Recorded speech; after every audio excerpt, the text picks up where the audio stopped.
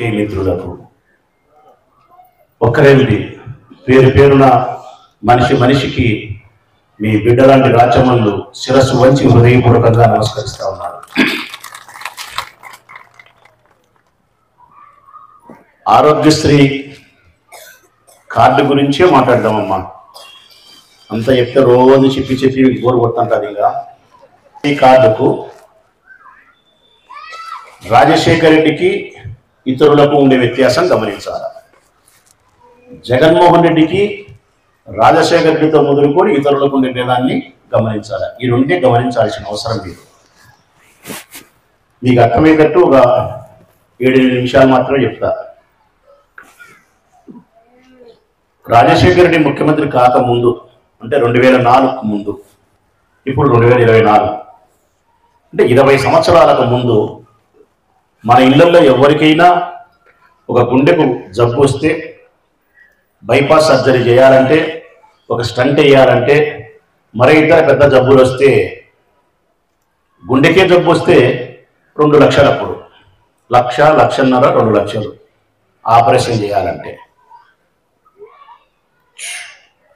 ఒక భర్తకు వస్తే వాళ్ళ భార్య పిల్లలు పిలుచుకొని హాస్పిటల్కి పోతే,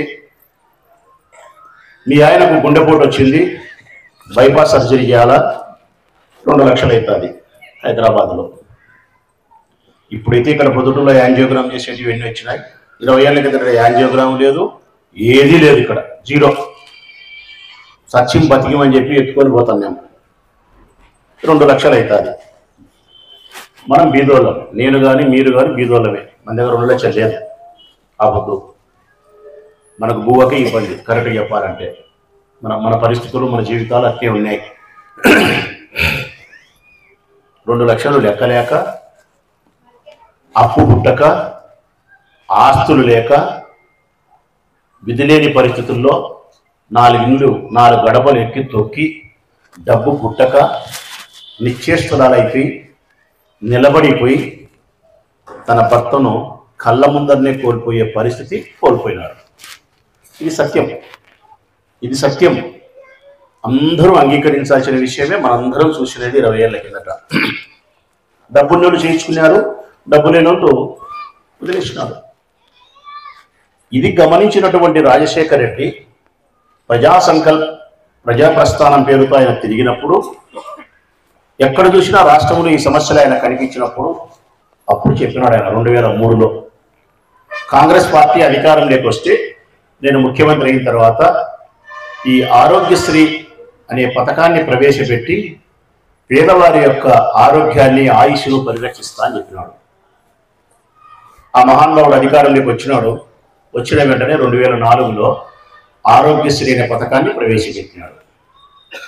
దాని వలన ప్రయోజనం ఏంటంటే, తెల్ల రేషన్ కార్డు కలిగినటువంటి పేదవాళ్లకు ఈ హైదరాబాదులో, ఉమ్మడి రాష్ట్రం మంది హైదరాబాదే మన రాజధాని, ఈ హైదరాబాదులో ఏ హాస్పిటల్కు, ప్రైవేట్ హాస్పిటల్లో కొన్ని హాస్పిటల్ టైఅప్ చేసుకొని ఉంటారో, హాస్పిటల్కి పోతే 5 లక్షల వరకు కుటుంబానికి వర్తిస్తుంది. అంటే డబ్బు లేకుండా 5 లక్షల వరకు వైద్యం చేస్తారు. ఆ మహానుభావుడు ఆ పథకాన్ని ప్రవేశపెట్టిన తర్వాత 2004 నుంచి ఈ రాష్ట్రంలో పేదవాళ్ళు గుండె జబ్బులతోని, మరే జబ్బులతోని డబ్బు లేక మరణించే పరిస్థితి లేదు. ఇది సత్యం. మేము ఎక్కడికి ప్రచారానికి పోయినా చాలామంది మాకు చూపిస్తుంటారు గుండె. మీరు రాజశేఖర్ రెడ్డి బిడ్డకు ఓటు వేయాలన్నా అమ్మ అని అడిగితే కొంతమంది షర్ట్ తీసి బైపాస్ సర్జరీ అన్నా రాజశేఖర్ రెడ్డి అంటారు. నాకు ఈ జబ్బు వచ్చిందన్నా రాజశేఖర్ రెడ్డి ఆరోగ్యశ్రీ అంటారు. ఆయనకు లేకుండా ఎవరేస్తామన్నా అంటారు. అంటే ఎక్కడ చూసినా ఆరోగ్యశ్రీ కార్డు ద్వారా వారి ఆరోగ్యాన్ని పరిరక్షించుకున్నారు, వారి కుటుంబ సభ్యుల ఆయుష్ను కాపాడుకోగలిగినారు. అందుకే రాజశేఖర్ రెడ్డి మరణించినాడు అని ఎవరైనా అనుకుంటే పొరపాటు తల్లి. రాజశేఖర్ రెడ్డి లాంటి వ్యక్తులకు ఎప్పుడూ మరణం ఉండదు. రాజశేఖరుడు మరణం లేని అమరుడు. ఎందుకంటే మంచి కార్యక్రమాలతో మీ అందరి హృదయాలలో, మనందరి హృదయాలలో నిక్షిప్తమై ఉన్నాడు. ఇక్కడ ఉండాలి మా రాజశేఖర్ రెడ్డి, మన గుండెలలో ఉన్నాడు. ఇది పేదవాళ్ళే చెప్తున్నారు. ఇది అంతకు ముందుండే ప్రభుత్వాలకు రాజశేఖర్ రెడ్డికి ఉండే వ్యత్యాసం, గొప్పతనం. రాజశేఖర రెడ్డి మరణించిన తర్వాత 2009లో రోసయ్య, కిరణ్ కుమార్ రెడ్డి, ఆ తర్వాత 2014 నుంచి 19 వరకు ఈ పెద్ద మనిషి. ఎవరమ్మా? అర్థమైందా? ఈ పెద్ద మనిషి అంటే దొంగలకు దొంగ, మోసగాళ్లకు మోసగాడు చంద్రబాబు నాయుడు. ఈ పెద్ద మనిషి వచ్చినాడు. రాజశేఖర రెడ్డి మరణించినప్పటి నుంచి ఇప్పటి వరకు జగన్మోహన్ రెడ్డి అధికారంలోకి వచ్చేంత వరకు ఆ ఆరోగ్యశ్రీ కార్డు రాజశేఖర రెడ్డి ఏమని పెట్టినాడో 10 ఏళ్ళైనా 15 ఏళ్ళైనా కాలం మారినా దాని విలువ మారలే, దాని స్థాయి పెంచలే, దాని జబ్బులు పెంచలే, హాస్పిటళ్ళు పెంచలే, రాష్ట్రాలు పెంచలే. ఆ ఆరోగ్యశ్రీ కార్డు ఇవ్వడానికి నిబంధనలు సడలించి ఎక్కువ మందికి ఇస్తామని ఆలోచన కూడా చేయలేదు. సూర్యుడు ఉదయించినాడు, మధ్యాహ్నం అయింది, సాయంకాలం అయింది, పొద్దు ఉరికింది, మళ్ళా సూర్యుడు ఉదయించినాడు, తెల్లవారింది, కాలకృత్యాలు, అంగడి వినాం, వచ్చినాం, అనుకున్నాం, లేచినాం, 20 ఏళ్ళు గడిచి ఏం మార్పు లేదు. ఇది చేసినది. మరి జగన్ ఏం చేసినాడు? ఎందుకు తండ్రిని మించిన తనయుడు రాజశేఖర రెడ్డి రక్తాన్ని పంచుకొని పుట్టినటువంటి జగన్మోహన్ రెడ్డి తండ్రి కంటే గొప్ప కార్యక్రమాన్ని చేయగలిగినాడని చెప్పి మేము ఇంత సగౌరవంగా ఎట్లా చెప్పగలుగుతామంటే, అదే ఆరోగ్యశ్రీ కార్డులో ఎన్ని జబ్బులు ఉన్నాయని నేను ముఖ్యమంత్రి అయినారో చూస్తే 1055 జబ్బులు ఉన్నాయి అని చెప్పినారు. అంటే 1055 జబ్బులలో ఏదైనా జబ్బు వస్తే నీ కుటుంబంలో భార్య, భర్త, అమ్మ, 2 పిల్లలు, 5 మంది ఉంటే సంవత్సరానికి 5 లక్షలు అంతే. కానీ జగన్మోహన్ రెడ్డి వచ్చిన తర్వాత ఈ 1055 జబ్బుల కంటే చాలా జబ్బులు ఉన్నాయి కదా, ఇంకా క్యాన్సర్ లాంటి పెద్ద పెద్ద జబ్బులు ఉన్నాయి కదా, ఈ జబ్బులు వస్తే ఇలా పరిస్థితి ఏంటి అని సంబంధించిన వైద్య అధికారులతో అడిగినారు. ఉన్నాయి సార్, చాలా ఉన్నాయి. ఎన్ని ప్రధానమైన జబ్బులు ఉన్నాయని అడిగినాడు. 3555 జబ్బులు ఉన్నాయి సార్. మరి 3550 జబ్బులు ఉంటే మీరు 1500 పెడితే ఇంకా 2000 జబ్బులలో వస్తే బీదోళ్ళ పరిస్థితి ఎట్లా? కాబట్టి అన్ని జబ్బులు పెట్టండి ఆరోగ్యశ్రీలో. ఈ జబ్బులలో ఏది వచ్చినా బీదోళ్ళకి వర్తించాలా. అన్ని జబ్బులు పెడితే డబ్బు చాలా అవుతుంది సార్, అయినా పర్వాలే పెట్టండి. ఇది ఒక మార్పు చేసినాడు. రెండవది, ఎంత ఇస్తున్నాం సంవత్సరానికి? 5 లక్షలు. ఒకవేళ ఆ కుటుంబంలో దురదృష్టశాత్తు 5 లక్షల రూపాయలు ఒకరికి అయిపోతే మన 2 నెలలకో 3 నెలలకో ఎవరికైనా మరొక ప్రమాదం సంభవిస్తే వారికి మళ్ళా 3 లక్షలు 4 లక్షలు అవసరమైతే ఏంది పరిస్థితి? అంతే. అట్లా ఉండకూడదు. 24 గంటలు 365 రోజులు మన ప్రభుత్వం ఉన్నిందాలైనా మన ప్రభుత్వం లేకపోయినా పేదవానికి డబ్బు లేకుండా మరణించే స్థితి ఉండకూడదు.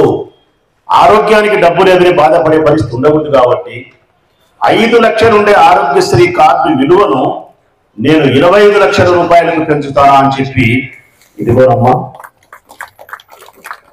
ఇది నరాల శకుంతలమ్మ పేరుతో ఈ కార్డు ఎవరిదో మరి ఉండారమ్మా, నరాల శకుంతలమ్మ లేమ్మా ఆమెది. ఇది 25 లక్షలు. మీ ఇంట్లో ఎంతమంది ఉండారమ్మా? 5 మంది ఉండారు. వాళ్ళ ఇంట్లో ఉండే 5 మంది ఈ కార్డు తీసుకొని, అంతకుముందు అయితే హైదరాబాద్ ఒకటే, జగన్ వచ్చిన తర్వాత చెన్నై, బెంగళూరు, హైదరాబాద్, అమరావతి, ఈ 4 రాష్ట్రాలలో 252 కార్పొరేట్ హాస్పిటళ్లలో ప్రభుత్వం టైఅప్ చేసుకున్నటువంటి 252 హాస్పిటల్లోకి మీరు పోతే ఆ అమ్మ వారు 5 మందికి సంవత్సరం వరకు 25 లక్షలు అన్నాను. 25 లక్షల వరకు వైద్యం చేస్తారు. సంవత్సరం తర్వాత ఈ కార్డు అయిపోయింది, మళ్ళా 25 లక్షలకు ఇస్తారు. సంవత్సరం తర్వాత 25 లక్షలు 18 లక్షలు అయిపోయింది, 7 లక్షలు ఉంది, అది రద్దు చేసి 25 లక్షలు ఇస్తారు. 25 లక్షలు నువ్వు వాడుకోలే, మళ్ళీ ఈ కార్డు ఉపయోగపడుతుంది. అంటే మీ కుటుంబ సభ్యులు 5 మందో 6 మందో ఉంటే ఈ కార్డు సంవత్సరం వరకు 25 లక్షల రూపాయల వరకు ఏ జబ్బు వచ్చినా మీకు సమాధానం 4 రాష్ట్రాలలో 252 హాస్పిటళ్లలో 3555 జబ్బులకు సమాధానం చెప్తుంది. మరి భేదం ఉందా లేదమ్మా జగన్మోహన్ రెడ్డికి, రాజశేఖర రెడ్డికి, ఇతరులకు? ఏం తల్లులు ఉందా లేదా? ఏమ్మా మన స్ఫూర్తిగా చెప్పండి తల్లి, ఉందా లేదా? ఇది వ్యత్యాసం. దీన్ని ఏమంటారంటే, పేద ప్రజల పట్ల వారి ఆత్మీయులు డబ్బు లేక మరణిస్తే, నా ఇంట్లో నా కుటుంబ సభ్యులు కూడా మరణిస్తే ఎంత బాధ ఉంటుంది, పేదవాళ్ళ ఇళ్లలో డబ్బు లేక మరణిస్తే ఎట్లుంటుంది? మరణించకూడదు. డబ్బు లేక మరణించే స్థితి ఉండకూడదు. ప్రతి పేదవాని ఇంట్లో కూడా సంతోషం ఉండాలి అనే నిబద్ధతతో, నిశ్చయమైనటువంటి మనసుతో, నిస్వార్థపూరితంగా మీకోసం చేసే పద్ధతి జగన్మోహన్ రెడ్డిది. చంద్రబాబు నాయుడుది నలుగురితో పట్టినారు. ఆయన నేను గెలిచినా ఉండా, 5 లక్షలే, అయ్యే జబ్బులే, సచ్చారు బతికే బతుకుతారు నా కొడుకులు, నాకేముంది? మిమ్మల్ని మనసు తిన్న సృష్టించే కదా ఆయన. ఓటర్ తిన్న చూస్తున్నాడు. ఓటు వేసే యంత్రం మీరు. మనసు లేదు మీకు. మీరు మనుషులు కాదు. మీది ప్రాణం కాదు, రక్తబంధం కాదు, మీకు ఏంటి ఉండవు ఆయన దృష్టిలో. ఓటు వేసే యంత్రాలు. 5 ఏళ్లకు ఒక్కసారి వీటితో నాకు అవసరం. అబద్ధాలు చెప్తా, సబద్ధాలు చెప్తా, ఆశ పెడతా, ప్రలోభ పెడతా, పని చేసుకొని పోతా. ఇది వ్యత్యాసమా కాదా తల్లి? మీరే గమనించండి. ఓటుకు వేసేదానికి అబద్ధాలతోనూ సబద్ధాలతోనూ డబ్బుల కోసము మరే ఇతర కారణాలతో ఓటు వేయకూడదు తల్లులారా. నేను బాగా చెప్తానా? పేదరికం ఉంది, ఇంకా ఈ వ్యవస్థలో మార్పు రాలే. డబ్బులు ఇస్తున్నారు, తీసుకుంటున్నాం. నేను దానికి వ్యతిరేకించలేను, తీసుకో. కానీ మీకు 2 చేతులెత్తి నమస్కరించి చెప్తా ఉన్నా, డబ్బు వలన ఒక్క ఓటు కూడా వేయకండి. ఎవరే కానీ ఎవరికే కానీ. నేను బాగా చెప్తానా? నేను ఇచ్చినా, తెలుగుదేశం ఇచ్చినా సరే, డబ్బు వలన తుంప ఓటు వేయకండి ఎవరికే కానీ. వైఎస్ఆర్ కాంగ్రెస్ పార్టీ జెండా ప్రజాసేవ చేసి ఉంటే, రాచమల్లు శివప్రసాద్ రెడ్డిని ఈ శాసనసభ సభ్యుడు మీ కష్ట సుఖాలకు బాధ్యుడై ఈ నియోజకవర్గాన్ని అభివృద్ధి చేసి ఉంటే, నా జెండా సంక్షేమ పేరుతో పేదవారికి ఉపయోగపడి ఉంటే, ఈ ఊరిలో ప్రశాంత వాతావరణంలో నేను ఉంచగలిగి ఉంటే, నాయకుడనే నిస్వార్థపూరితమైన ఆలోచనతో పేదవారికి నా మానవతా హృదయంతో సహాయం చేసి ఉంటే, మీ మౌలికమైన అవసరాలను తీర్చి మీ బిడ్డల భవిష్యత్తు కోసం బంగారు బాట నేను, నా జెండా, నా పార్టీ, నా వాళ్ళు వేసి ఉంటే అప్పుడు నాకు ఓటేయాలి. ఈ లక్షణాలు నా దగ్గర లేవనుకో, నేను 10,000 ఇచ్చినా కానీ ఒక్క ఓటు వేయద్దమ్మా. నాకు నేను బాగా చెప్తాను. 10,000 ఇచ్చినా తీసుకోండి, ఓటు వేయాలండి. ఇది నేనైనా సరే, తెలుగుదేశం పార్టీ అయినా సరే, చంద్రబాబు నాయుడికైనా సరే, మా జగన్మోహన్ రెడ్డికైనా సరే, ఈ 2 పార్టీలలో, ఈ 2 నాయకులలో, ఈ ప్రతిలో ఉండే నాతో పాటు ప్రత్యర్థులుగా ఉండే తెలుగుదేశం పార్టీ నాయకులలో ఎవరి గుణగణాలు మీకు ఉపయోగపడుతున్నాయో, ఎవరు నైతిక విలువలతో ప్రజాసేవ చేస్తా ఉన్నారో, ఏ రాజకీయ పార్టీ వాగ్దానం చేసి మాట నిలబెట్టుకొని మీ మన్ననలు పొందగలిగిందో, ఏ ప్రభుత్వంలో ఏ ముఖ్యమంత్రి ఉంటే మా జీవితాలకు భరోసా ఉంటుంది, మా పేదవారికి మేలు జరుగుతుంది అని మీ ఆత్మ సాక్షిగా మీరు నమ్మగలుగుతారో అట్టి పార్టీకి మాత్రమే మీరు ఓటేయాలి తల్లి. నా ఇంట్లో 5 ఉన్నాయి. తెలుగుదేశం వాళ్ళు 2,000 ఇచ్చినారు, రాష్ట్రం వాళ్ళు 2,000 ఇచ్చినాడు. అయితే వైఎస్ఆర్ పార్టీ మంచిది కాబట్టి, ఇది చేసింది కాబట్టి వీళ్ళకి ఒక 4 వేసి ఆ ముండా కొడుకు ఒకటి ఎచ్చాంలే, పోనీ వాళ్ళు ఉండాల, 2,000 ఇచ్చిందే వద్దమ్మా. ఒక్కటి కాదు, 60 ఓటు వేయకండి ఎవరికైనా సరే. మీ ఇంట్లో 5 ఓట్లు ఉంటే 5 ఓట్లు, 3 ఓట్లు ఉంటే 3 ఓట్లు మంచికి వేయండి. మీరు వేసే ఓటు మీ బిడ్డల భవిష్యత్తుకు బంగారు బాట వేయడమా, లేకుంటే మీ బిడ్డల భవిష్యత్తు అంధకారం కావడమా? మీరు వేసే ఓటు పేదవారి జీవితాలకు వెలుగు నింపడమా, లేకుంటే మరింత పేదరికంలోకి నెట్టివేయబడమా?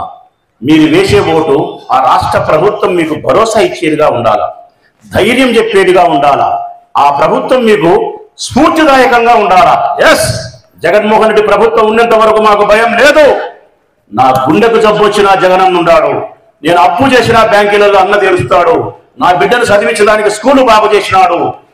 ఇట్లా ధైర్యంగా చెప్పుకునేదానికి కావాల్సిన ముఖ్యమంత్రికి మీరు ఓటేస్తే మేలు జరుగుతుంది తప్ప, ఎల్లాడి చెప్పినాడు, మా ఇంటి పక్కింటి పులాడి చెప్పినాడు, 2,000 ఇచ్చినారు, ఇవన్నీ మాటలకే పరిమితం పెట్టుకోండి. ఓటుకాడికి పోయేదానికి మాత్రం అవన్నీ ఏంటి తరంగా మంచి మంచి చెడ్డ చెడ్డి. ఏం అర్థమైందా? ఈసారి నేను మనస్ఫూర్తిగా మీ నుంచి ఆశిస్తానమ్మా.